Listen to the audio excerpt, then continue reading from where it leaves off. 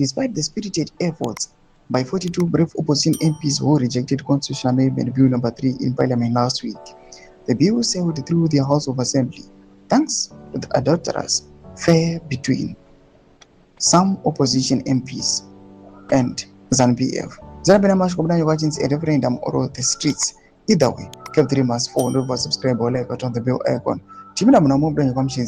It is a public secret that Parliament, as a site of the struggle, was desecrated a long time ago when ZANU-PF puppet TSHABANGU, working in cahoots with the masters, the true people's representatives from Parliament via legal egos. Indeed, Parliament has become a crime scene where decisions to reverse the gains of independence and to desecrate the constitution are authored, endorsed, and stamped. With the betrayal of Mod happened, still fresh, it is time for the real opposition to organize and not to agonize. It is now time for citizens to flood the streets, demanding for a referendum or a dumping of CAB3 altogether.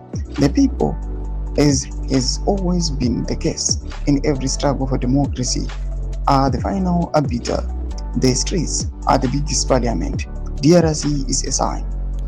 Confronted with exactly the same problem of a president who wants to extend the term of office beyond 2-term limits, the masses in DRC have turned the streets in Kinshasa to their homes. There is no time for verses or ambiguity when fighting a competitive dictator like mnangagwa in Uganda. Only people power epitomized by massive demonstrations in the streets will make a dictator yield to people's demands. It's homeland or death, referendum or abandonment of CAB3 altogether. Either way, CAB3 must fall. TSHABANGU is the chief ambassador of the National Democratic Working Group, NDWG. Here, he writes in his own capacity as a patriotic citizen. Toma developments are Pangwa in a comment section. Subscribe or like or join on the video icon.